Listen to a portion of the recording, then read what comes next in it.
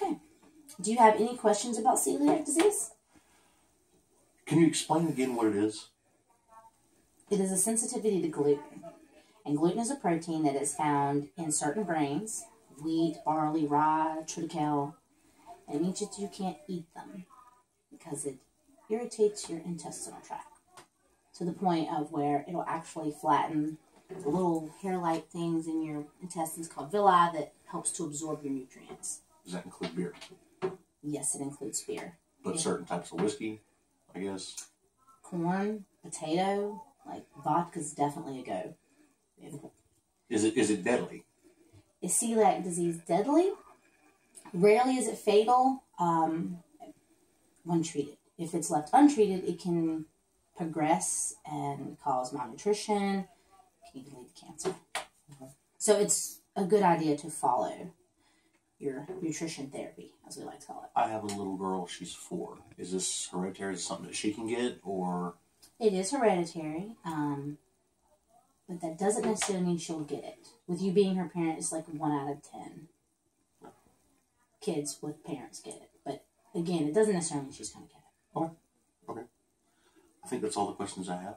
All right. Well, on this paperwork that I gave to you, there are some examples of grains and plant foods that you can eat without worrying about having a reaction. Up here you'll see oats. In the past, they were believed to be harmful. But you can eat gluten-free oats. The thing about oats is it depends on if they're made in a factory that also has wheat products in it. That's where the confusion comes in. So there are some examples of gluten-free oats right here. I put on here for you. Cream Hill Estates, Only Oats, gluten-free oats, Bob's Red Mill. You'll see that in a lot of stores like Harris Teeter, Food Line. I've even seen it in Big Lots. Okay. That you can have. So down here are some of them. Corn, that one, that's probably one of the easier ones to find. Like say, like if you like tacos or burritos or anything, you can use the corn tortillas instead of the flour tortillas. The quinoa. Now that grain is gluten-free, but you have to be careful because I have a little box here. See, it's the quinoa blend, has the rice, the brown rice, and the quinoa, but it says here on the label, which is important when you learn how to look for these things, contains wheat. Not all of the products that you'll find will have a label on it that says, you know, gluten-free, blah, blah, blah. Should I avoid the things that say made in a factory with wheat? Should I avoid those just to be safe, or? I would suggest that, yeah, I mean, you can, it just means that there could be cross-contamination. And if you try it and you have, you know, you find that it irritates you, then I wouldn't. Some people are more sensitive to others. Than others.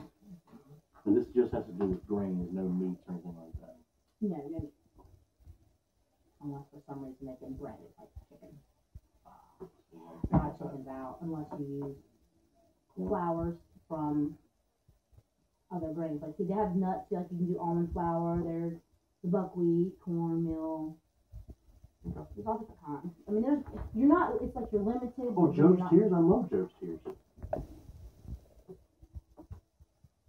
So yeah, you have many choices. It's kind of like you're limited, but then you're not. There are alternatives. Yes. And wheat's in a lot of things, for example, a lot of seasonings, things like that that people use will have wheat in it because it's a good Binding agent, maybe? yes, and also like a beef bitter type thing. But this one right here is not. See? Just gotta make sure you read the label. This one does contain soy. You don't have soy, I just don't have to worry about It says here I can have soy. Yes, you can. You can have soy.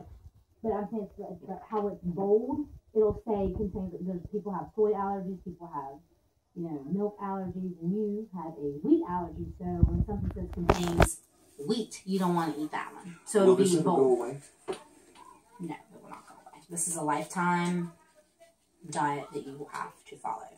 Just using alternatives and the products that they're available for people with celiac disease is becoming more widespread and more available. Like I said, I've seen them at Big Lots, Food Line, Harris Teeter.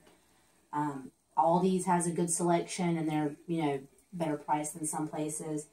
And of course, you're going to definitely find them at places like Whole Foods, Earth Fare, and the Deep Roots markets because they have more of the variety of alternative eating. And this is flaxseed, which you can have. I can't. You can. You can. I'm sorry. Flax. Flaxseed. And this is also like if you combine this with a little bit of water, it's like an egg substitute.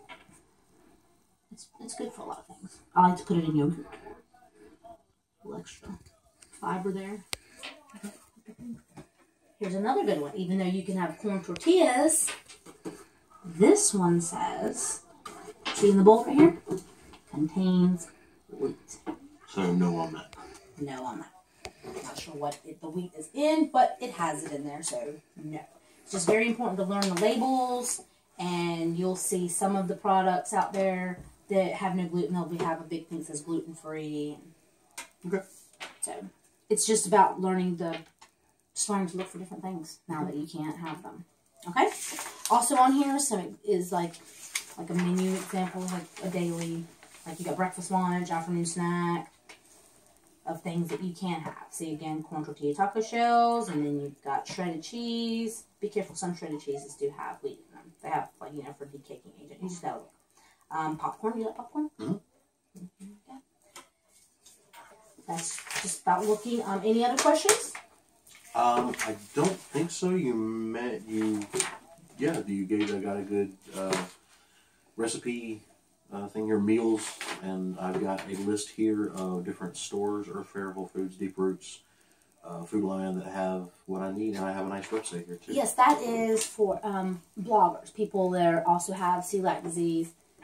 There's probably going to be recipes there too, huh? Recipes, tips, struggles, you know, just kind of maybe look for people with the same thing going on, something new. Okay. It'll just help. Okay. So you have to have a follow-up.